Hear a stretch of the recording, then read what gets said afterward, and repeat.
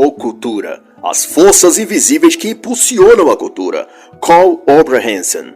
Este é um trabalho de análise literária e, como tal, não visa ou pretende reproduzir os pontos de vista ou opiniões do autor. Antes disso, se propõe a comentar e fazer observações acerca desta obra, em comparação, alusão ou exemplificação para com a cultura política do dia ou eventos da atualidade.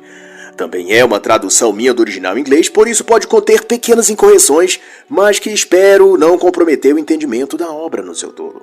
Karl Abrahamson é editor, fotógrafo, escritor e, como ele mesmo define, mago antropólogo. E essa obra se traduz a partir de seu título, ou cultura, cujo sentido é que o termo, um neologismo criado da junção das palavras ocultismo e cultura, tem sua razão de ser em que a cultura é uma expressão em várias camadas do ocultismo. Tal como seu inverso, o ocultismo é em muitos aspectos uma expressão em camadas da cultura, ou pelo menos daquilo que impulsiona a cultura em muitas das suas manifestações. O autor pode dizer isso com propriedade porque ele esteve durante anos envolvido no meio artístico e cultural, como fotógrafo, pesquisador e entusiasta do ambiente artístico. Conheceu e interagiu com inúmeros personagens do rock, heavy metal, música pop e show business. E de sua experiência constatou quanto há nisso tudo uma veia ocultista muito ampla e robustecida. Na verdade, pelo que pôde apurar, a cultura secular, seja na música, televisão, espetáculos ou eventos, é regida por uma busca, quando não por uma força oculta, mística ou devotamente esotérica.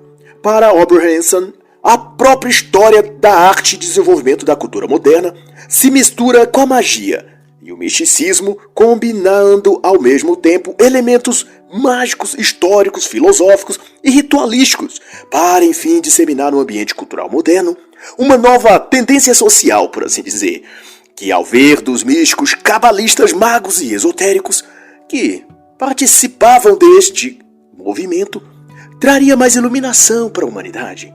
Desde então, a magia e o esoterismo, da acepção que o autor faz, atuaram nos bastidores da história mundial, seja por ideias ou simbolismos, impulsionando os mais diversos campos e setores da sociedade, a política, a economia, o direito e, por conseguinte, a religião e a cultura. E o autor dá destaque nessa questão ao papel do tipo de magia denominado magia do caos, que de certa ótica foi o que pode chamar-se de pedra angular de tudo quanto se apurou em fazer de mudanças sociais, morais, mentais e culturais por extensão. De qualquer modo, a magia sempre foi uma forma de transgressão social, uma espécie de opção acessível para quem quisesse se opor ao sistema vigente e modificá-lo. E tanto por isso o ressurgimento da magia do caos de uns anos recentes para cá tem por finalidade essa concepção, a de mudar o sistema político-econômico no mundo.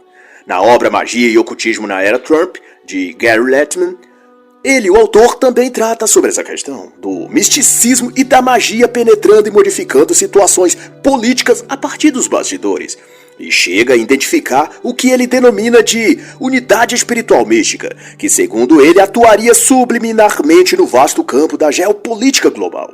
E essa força tem atuado de modo tão intenso que praticamente todos os grandes líderes mundiais, desde a política à cultura, na visão de Lettman, sofreram ou estão a sofrer a influência dessa dinâmica mística, como foi o caso de Gandhi e seu contato com a teosofia de Helena Blavatsky, ou em casos mais atuais como Dugin na Rússia, ou Steve Bannon nos Estados Unidos durante o governo Trump.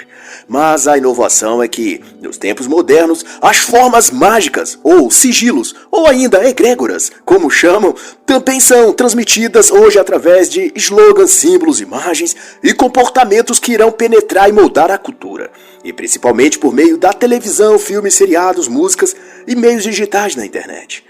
No espaço cultural moderno, a magia tornou-se flexível a ponto de não mais exigir do seu praticante a execução de rituais, cerimônias, feitiços complexos ou grimórios muito sofisticados. A abordagem mágica atual usa a imaginação e depende do estado mental e psicológico do mago. Por obstante, o ocultismo contemporâneo utiliza em grande escala a internet para se propagar, sendo este o equivalente ao plano astral que os magos tradicionais acessavam psiquicamente. Agora, pois, a capacidade de agir do mago diz respeito em como ele é capaz de usar as ferramentas digitais, hashtags, memes, tweets ou redes sociais para alterar a mentalidade do seu público-alvo, e por aí vai. Na fronteira disso estão que a cultura, uma vez impregnada pela magia e ocultismo, tem a capacidade ou finalidade, não sei, de expandir a mente, inspirar e motivar inconscientemente a psique das pessoas no seu coletivo. Isto é, trabalhar na imaginação das massas e conduzir sua cosmovisão sobre a vida e o mundo. A palavra ocultismo, por sua vez, representa um conceito místico por essência. Na definição mais usual, tem a ver com o sobrenatural e o espiritual, sem necessariamente tornar-se religioso. A associação da cultura e o ocultismo sugere uma forma ou maneira de interferir nas bases sociais, políticas e econômicas no sentido mais amplo possível, e com isso alterar a própria realidade. E por trás dessa ideia, há inegavelmente um pano de fundo ainda maior e muito mais abrangente, que por certo toca em mecanismos de ordem globalista e projetos até mesmo totalitários. E dessa ótica, a cultura atua como um portal, por assim dizer, pelo qual forças ocultas e sobrenaturais penetrariam na sociedade em busca de mudar a estética social e a forma de ser de uma certa época ou lugar. Mas, contudo, o mundo do ocultismo envolve riscos e cobra seu preço. Mesmo aqueles que procuram na magia prática, a magia do caos, um meio fácil de alterar o seu entorno ou mesmo aspectos da cultura, política, etc. Há de se saber que há um preço pessoal também a se pagar. Na obra Goetia ilustrada, Aleister Crowley, um verdadeiro manual de invocação mágica, alerta aos aventureiros das artes místicas que a eficácia da arte mágica nem sempre se manifesta de maneira positiva na vida do praticante, seja por falhas de caráter ou patologias pré-existentes. Os espíritos ou forças invocadas acabam conduzindo o magista em vez do contrário. Esse alerta está na página 37 da obra em questão, na edição 2ª de 2019 da editora Madras. Dito isto, o ocultismo nas suas mais variadas manifestações segue uma rota, portanto, muito direcionada, a de transformar o mundo, e mais do que nunca é operada pelo que hoje chamam de magia-pensamento. E envolve o uso da magia pela força mental e sem a incumbência das formalidades dos rituais e cerimônias de invocação, conjuração e de banimento, consequentemente. Não por menos esse tipo de prática ocultista moderna tem por pretensão fazer dela participar principalmente jovens e adolescentes. E as ferramentas de trabalho já não são a varinha mágica, anéis, taças de bronze ou túnicas, mas as coisas do dia a dia desses praticantes, arrobustado por através de sigilos mágicos para que contenham estes a força necessária para cumprir aquilo que se espera.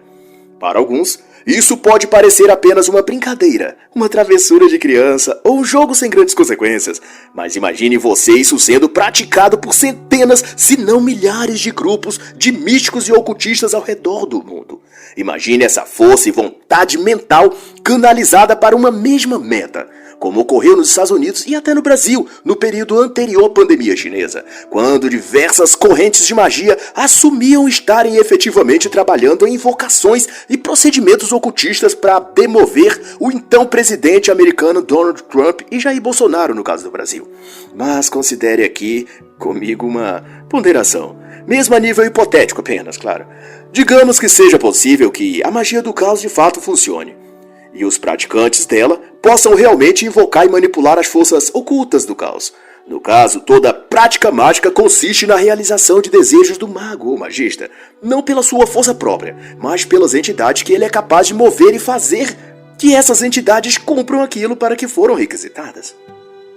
A própria Goetia de Crowley ensina tanto as invocações devidas, como relaciona os 72 espíritos aprisionados por Salomão, dando uma descrição da forma, habilidades, dias, horas, propícias e tudo de que são capazes de fazer esses seres sobrenaturais. E na minha reflexão aqui, na hipótese de isso ser verdade e possível, tantos seres sendo evocados sobre pessoas e lugares, o quanto de coisas ruins podem estar então sobrecarregando certos ambientes, certas pessoas, em cargos determinantes na política, e o quanto de tudo em nosso redor e dia a dia pode estar saturado da aura ou energia que essas entidades certamente trazem consigo. Mas deixando essas elucubrações e retornando então ao livro, Abraham vai reforçar a ideia de que A magia não se trata, como possa pensar alguns, de um tópico fascinante ou teoria exótica para distrair. Ao contrário, é um ingrediente ativo na mudança cultural contemporânea. Ele salienta que muitas coisas que vão culminar em mudanças culturais, políticas e sociais ou econômicas, antes de virem à tona tiveram de ser germinadas em oculto, nas sombras, como sementes que crescem abaixo do solo, até que a estrutura que lhe dará suporte esteja consolidada o bastante para suportar o peso que tais mudanças provocarão na sociedade como um todo. É por isso também que tudo que trata de esoterismo e ocultismo possui sempre uma camada de nebulosidade, de mistério. Isso se dá porque a semente precisa crescer em silêncio até que brote finalmente para fora da terra. Não obstante, há sempre algo de secreto em todo o movimento místico, como Ordem Rosa Cruz, Illuminati, maçonaria. Por mais que se julgue saber sobre elas, há uma parte dentro que permanece envolta em segredos, misteriosa. Como se houvesse algo de profundo ou terrível que se desenvolve ali por dentro e que em algum momento eclodirá. Mas eis o segredo, ou a chave de interpretação, como alguns gostam de dizer. É que essa coisa oculta germinando por dentro não vem à tona em forma de prepostos esotéricos, como uma nova doutrina, uma religião mística ou um grande líder espiritual. Nada disso. Quando essas sementes eclodem para fora, seus efeitos são vistos na política, na jurisprudência, na formatação jurídica ou no campo econômico e ideológico. Quando sai das sombras, o ocultismo traz por efeito mudanças sociais reais. E é por isso que aqueles que observam e esperam apenas fenômenos espirituais, místicos, etc., não conseguem perceber aonde atuam as forças espirituais evocadas pelas artes mágicas. Não se verá, portanto, vultos negros, espíritos fantasmagóricos sobrevoando algum lugar, ou fumaça e enxofre incensando algum ambiente, onde uma força sobrenatural foi invocada. Antes, se verá agentes políticos assinando leis absurdas, líderes de cidades, estados e países forjando acordos ou tomando decisões que claramente uma mente sã não faria. É nisso que está a ação ou fruto daquela semente, outrora regada nos bastidores dos círculos mágicos. Tanto mais, a praxe ocultista moderna tem muito a ver com filosofias orientais, espiritualismo, no estirpe nova era e estados alterados de consciência. E independente de quanto se possa considerar de real ou fantasioso, fato é que pessoas que acreditam nisso estão empenhadas e em número cada vez maior em ocupar funções públicas estratégicas e influenciar a esfera política, cultural e social. Repare que na obra Os 11, de Felipe Recondo e Luiz Weber, os autores relatam, no caso do Brasil, como ministros da mais alta corte jurídica, o STF, comungam crenças místicas possuindo em seus gabinetes amuletos, cristais, pirâmides ou artefatos ritualísticos ou de simbologia esotérico-ocultista. Eles trazem ainda a informação de que, em janeiro de 2018, tanto Fux quanto Gilmar Mendes chegaram a viajar até Goiânia, na cidade de Abadiânia, a 100 quilômetros de Brasília, só para consultar e receber passes mágicos do médio João de Deus. Em 1º de fevereiro, o Supremo Tribunal Federal voltaria do recesso e iniciaria os trabalhos.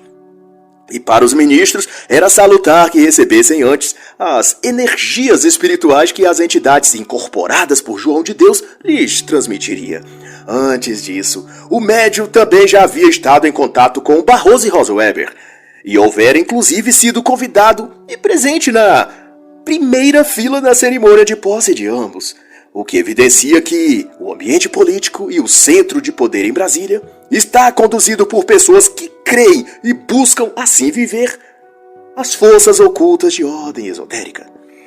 O que significa, neste caso, que mesmo em detrimento de alguns considerarem as coisas ocultistas como truques burlescos ou perda de tempo, ocorre que aqueles que acreditam e recebem orientações daqueles que falam em nome das entidades que os ocultistas acreditam, esses tomarão decisões importantes e que afetam a sociedade baseado nessas suas crenças e nas orientações que acreditam terem sido enviadas pelas tais entidades que o médium incorporou.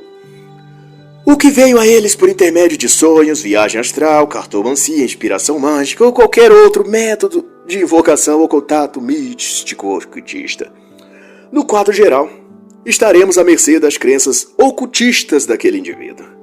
Mas, para além da política, como revela o autor, não foram apenas personagens da política e não são agora também os únicos a dedicar-se à magia e ao ocultismo. Desde sempre, o ambiente esotérico também teve como ícones ou influenciadores os chamados intelectuais da sociedade, que deram e outros que ainda darão voz aos experimentos ocultistas. Oberhanson destaca nesse quesito Gustav Jung e Hermann Hesse, que foram muito populares nas gerações de 1960 em diante.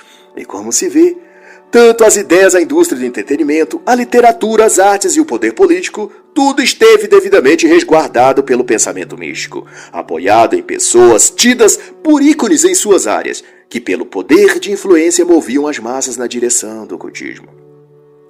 Vale lembrar que foi nesses anos psicodélicos da década de 1960, em 1966 para ser preciso, que surgiu no cenário cultural as teses místicas de Anton LaVey e a criação da Igreja de Satanás nos Estados Unidos, com forte repercussão em todos os jovens dessa geração. De repente, era até mesmo questão de bom gosto ou de inteligência ser subversivo, contrariar as regras, desprezar os valores cristãos dos pais e avós e dedicar-se a uma espécie de contracultura, de rebeldia revolucionária. E o ocultismo satânico preposto por LaVey prometia dar a esses jovens já engajados no consumo de drogas e sexo livre toda a liberdade que nenhuma outra crença religiosa ou espiritual poderia lhes dar, com o acréscimo de que, no misticismo luciferiano, eles teriam o salvo-conduto de não serem cobrados moralmente e nem deles exigido qualquer dogma moralista. Afinal, como mais tarde veio a ser condensado por Aleister Crowley na lei de Telema, fazes o que tu queres, há de ser tudo da lei. E, portanto, à medida que se filiavam ideologicamente a tudo que era transgressivo às regras sociais da época, multidões de jovens abraçavam o ocultismo e junto toda a influência mística que vinha dele. E daí, performances artísticas, shows musicais, livros e até o contexto sexual passou a expressar alguma forma de libertação das supostas cadeias morais ou religiosas dos adultos, coisa que tanto queriam se desvencilhar. Exemplo aqui no Brasil foi Raul Seixas, fruto dessa primeira geração de hippies místicos e subversivos culturais dos anos 1960. Raul Seixas, juntos com Paulo Coelho, protagonizou uma onda de modernismos culturais místicos, que tanto apontavam críticas para o modelo político quanto para adesões psicoespirituais. Nas letras de suas canções, no seu modo de vestir, falar e pensar, ele refletiu suas crenças esotéricas na qual se baseava em que o ser humano tinha de ser libertado das cadeias do passado e traçar uma nova rota ao Aeon, ao astral, ao místico, à nova era, ou simplesmente ao ocultismo. E o autor destaca então dois períodos que considera vitais para o ocultismo: os anos 1960, 1980, lembrando que esse foi o período de influência de Raul Seixas no Brasil.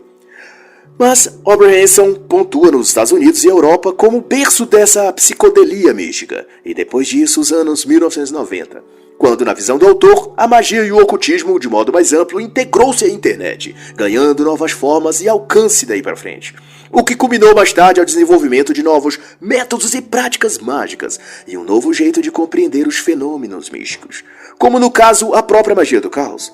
E para efeito de informação ou curiosidade literária, registro a obra Liber Nui Psiconauta, de Peter Carroll, que tornou-se uma espécie de guia para as novas gerações de magos e magistas, a partir do advento da magia do caos. Mas faço saber que não coaduno com suas práticas ou crenças e reprovo veementemente quaisquer tentativa de se fazer qualquer dos exercícios propostos na obra, a fim de invocação ritual ou contato com o oculto. Isso posto, tem-se que as fantasias sobrenaturais, para usar um termo do próprio autor, foram consolidadas na cultura de massa e temas esotéricos e místicos tornaram-se coisa comum e corriqueira, sem que ninguém parasse para avaliar até onde tudo isso estaria influenciando a sociedade. Desde decisões políticas, jurídicas e leis, até o comportamento das pessoas, filhos, netos, maridos, esposas, etc. As palavras do autor quanto a isso é que a magia, ou as práticas mágicas, foram feitas de instigadoras de mudança social, Mudanças essas que deveriam ser tratadas meramente nas arenas políticas ou intelectuais, mas quando grupos místicos se apossam do expediente de moldar a sociedade, acabam fazendo do ocultismo e do misticismo parte indevida do debate público. E Carl Abrahamson cita o exemplo de que na Flórida, um candidato ao Senado, autodenominado Augusto Sol Invictus, disse na mídia que havia feito um ritual com uma cabra e bebido seu sangue, numa experiência mística de magia. Para o autor, isso revela a disposição dos atores políticos e pessoas-chave na ordem pública de participar do ocultismo e empurrar a sociedade para um lado, talvez sombrio, da magia. Em outra assertiva, ele vai dizer que, embora tudo isso devesse chocar as pessoas ou aterrorizá-las, na verdade tem fascinado e atraído-as.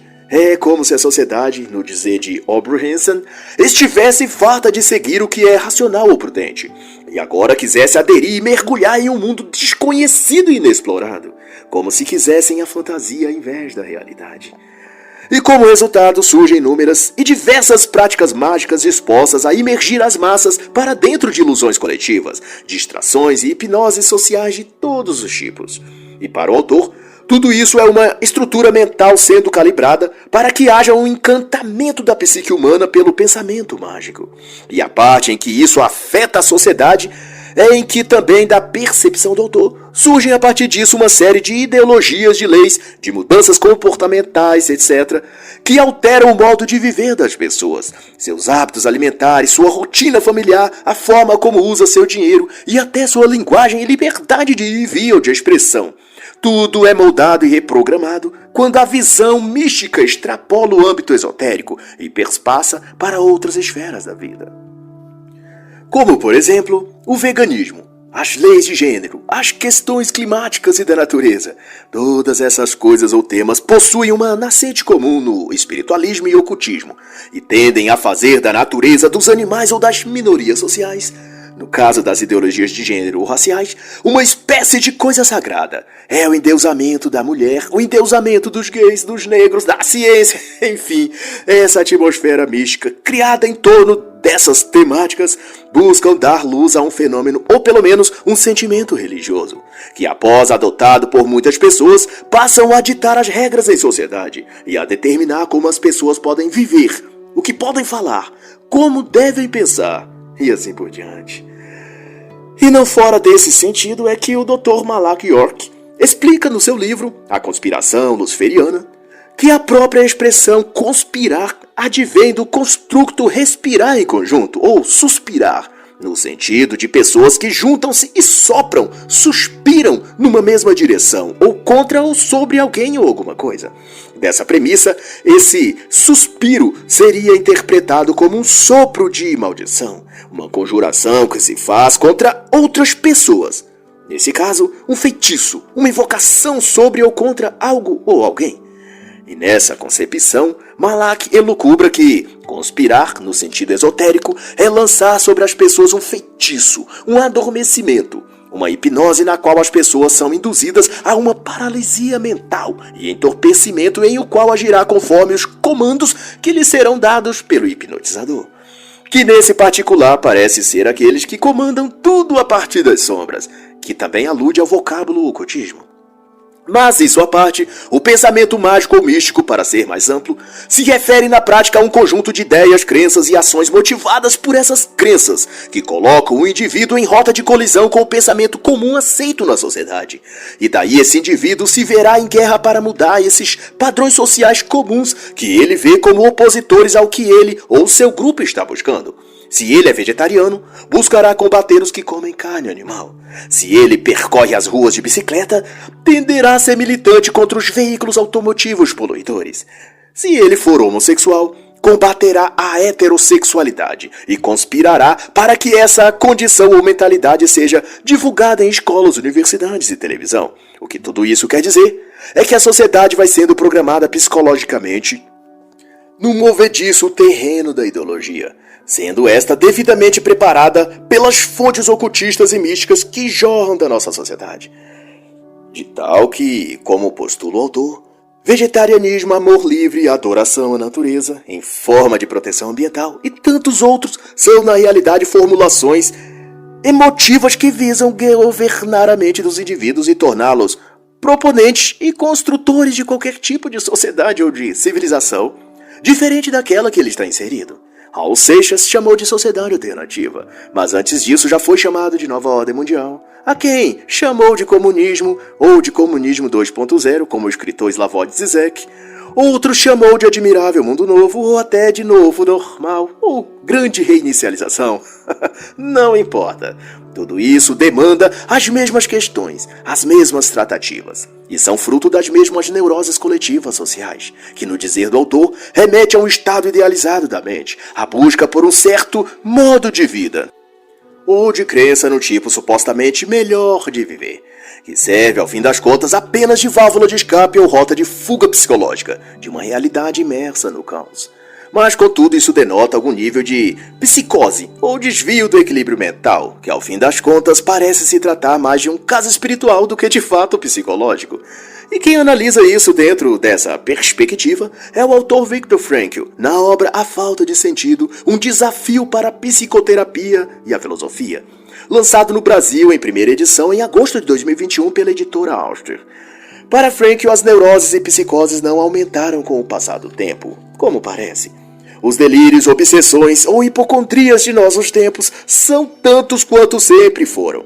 Mas ocorre que agora, na modernidade, os problemas que faziam as pessoas buscarem um padre, isto é, eram de ordem espiritual, agora são buscados para eles a ajuda terapêutica. A psicoterapia virou uma moda, do mesmo modo que procurar o psiquiatra também virou. Mas do que muitos precisam não é de tratamento psicológico, e sim de tratamento espiritual. Além do mais, nota-se que essa nova tendência de olhar para o mundo sob esse prisma inspirou também outras camadas da sociedade. A religião, a filosofia, o lazer, a questão da saúde, a educação, tudo foi sendo reformulado para integrar-se num tipo de panorama místico ou visão ocultista, sem sequer que as pessoas saibam de fato de que aquilo se trata ou que contenha uma mensagem simbólica ocultista ou de referência à magia, etc. O estilo de vida moderno está de tal integrado na magia, invocação mística e espiritualismo, que já não se percebe o grau dessa influência que recebem. Na cultura é onde mais se tem amostras disso. Obras de arte, desenhos infantis na TV, filmes e séries, monumentos em parques e praças, tudo está repleto de símbolos fálicos, conotações sexuais, zoofilia, pedofilia e até recitações de mantras ou conjuros mágicos. Tudo encoberto pelo manto do entretenimento, da diversão, do prazer sexual ou de qualquer eufemismo que sirva de desculpa para enganar e iludir as pessoas e desviar então a atenção delas. Poses corporais, gestos feitos com as mãos, pessoas nuas vestidas com mantos vermelhos ou pretos, fogueiras, sons culturais, luzes em neon. Toda essa equipagem, apetrechos e aprestos, são embutidos em entretenimentos culturais variados e servem como porta de entrada ou convocação das pessoas para um pacto com o místico, uma saudação ao oculto, ao obscuro da magia. Na obra Lúcifer Destronado, de William Sharon Schnoblin, eles pintam um quadro interessante disso, no tópico psicodrama ritual, exposto dentro do capítulo 5. Na visão de William Sharon, os rituais podem ser usados para fazer que as pessoas percam suas inibições e se liberem para tudo aquilo que são convocados a fazer ou participar. Ele cita uma publicação de Anton LaVey de 1966, em que dizia que os seres humanos deveriam aprender a fazer a própria vontade, por quaisquer meios que achem necessário, e desse modo podem aliviar-se de frustrações que poderiam lhes causar mal à saúde. E no cerne disso, ainda no dizer de William Sharon, estaria a liberação de toda inibidade sexual. Por isso, guiaria as pessoas para uma senda de realização e de contatos espirituais muito mais elevados e restauradores. Mas, contudo, a promoção disso imerge as pessoas apenas num mar de autodestruição psicológica e espiritual, por consequência. E tudo isso está inserido naquilo que chamam de cultura moderna, e são estimulados a partir de produtos e eventos culturais, desde filmes, novelas até shows musicais, seriados de TV, etc. O que importa saber é que somente no ocultismo a sexualidade humana está associada à liberdade. Assim, quando vemos uma cultura estimulando isso e permeando tudo à volta de conotações sexuais, significa que aquela cultura e sociedade está imersa também no ocultismo, quer ela tenha ou não consciência desse fato. Acontece que muito da magia moderna é mental e, portanto, se manifesta mediante os discursos, ideias e imagens que são distribuídas pelos meios culturais. As pessoas, no geral, veem mais suas consequências do que, na realidade, sua manifestação. Phil Heine, escritor e ocultista britânico, praticante da magia do caos, comenta em sua obra Caos Condensado algo também relevante nesse contexto. Ele postula que magia é um portal pelo qual entramos em mistérios, e todos os atos de libertação pessoal ou coletivo são atos mágicos. Através da magia, ainda diz ele, pode ser explorada as possibilidades da liberdade. Repare, pois, que liberdade é sempre associado, nesse caso, à questão da magia, do ocultismo. Ou vice-versa, a magia, dito posto, é vinculada à expressão da liberdade de corpo e mente, e assim seduz a muitos, porque elas não prestam atenção a quanto de ocultismo há numa coisa, mas no quanto de liberdade ou de permissividade que aquilo promete fornecer. Mas no mesmo compasso, Phil Heine faz um alerta que deveria preocupar, ou no mínimo chamar a atenção de todos.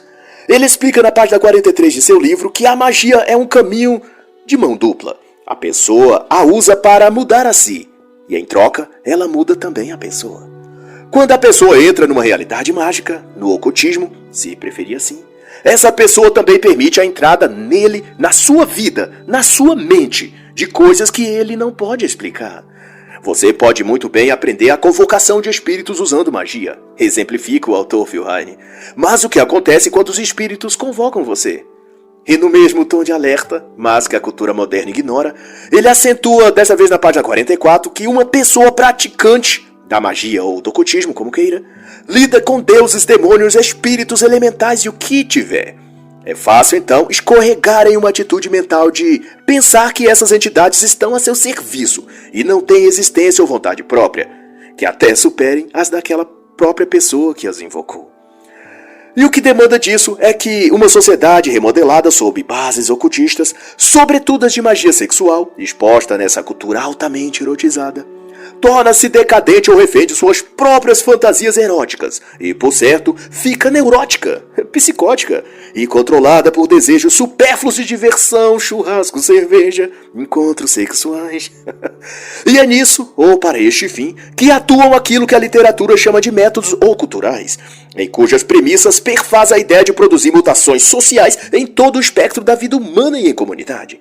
Basicamente, sem entrar nos pormenores, esses métodos se referem a todo tipo de técnicas ou instrumentos que se possa usar ou dela fazer provocar mudanças sociais e culturais. Isso pode ser rastreado desde os anos 1960 ou anterior, mas no recorte do autor foi marcado de modo mais efetivo a partir dos anos 1980 e 1990.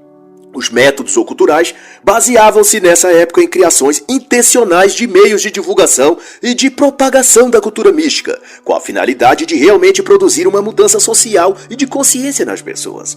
Haviam projetos que tinham fins comerciais, mas mesmo estes eram promovidos por pessoas realmente interessadas em propalar a magia e o ocultismo como formas de libertação pessoal, para quem delas quisesse fazer uso.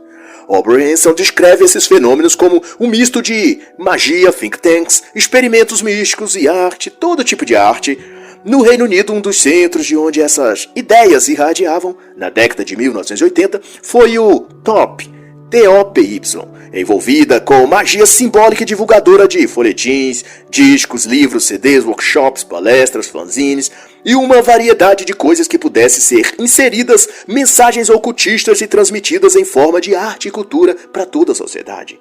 Da TOPY, ramificou-se a TOPScan e depois a TOPY Europa, que expandiria os trabalhos para diversos outros países.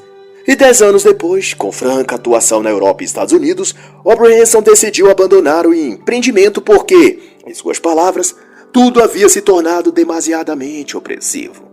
Mas, contudo, esse modelo de trabalho já havia crescido para além de qualquer possibilidade de ser estancado. O movimento, ou cultural, digamos assim, já havia desenvolvido-se para até mesmo o rádio e a TV. Havia programas de televisão, bandas de renome nacional, músicas tocando nas paradas de sucesso e uma porção de fenômenos místicos e ocultistas sendo veiculados por toda parte, que era impossível de ser contido. A cultura já estava invadida pelo ocultismo, é a conclusão do autor. O que se tem então hoje é que grande parte da linguagem da cultura, isto é, daquilo que se expressa nos meios culturais, estão sob a influência daquilo que se produziu nessa época, de tudo aquilo que foi infiltrado no modo de ser, pensar e falar das pessoas. Sobretudo no meio artístico, a sexualização em tudo que se vê ou se compra, nos filmes, propagandas e músicas, a erotização e vulgarização das danças e do comportamento geral, tem em boa medida sua razão de ser nos enxertos ocultistas que a sociedade recebeu naquela época e ainda está a receber. E essa configuração não é difícil de perceber. Basta observar o quanto a sociedade está hoje inclinada à astrologia, à tolerância às drogas alucinógenas, à promiscuidade, às crenças ufológicas. Tudo isso, antes de se tornarem produtos culturais, eram conteúdos místicos, veiculados nos círculos ocultistas e de magia. E agora circulam como coisa comum no ambiente social de qualquer sociedade, povo ou lugar. E no dizer de Karl Oberhansen, a sociedade foi capturada misticamente a partir de sua cultura. E toda a estrutura mental forjada daí em diante tende a expor essa sociedade para cada vez mais profundo no ocultismo. E muito mais agora que, com o advento da tecnologia, o mundo digital tomou conta de tudo. Com isso, o fascínio pelo culto pode ser trabalhado, por exemplo, através de um jogo de videogame. Insere-se nele rituais e entidades do sobrenatural em forma de heróis e acrescenta-se algumas palavras-passe e pronto, a receita do bolo está preparada. É só pôr pra assar e servir.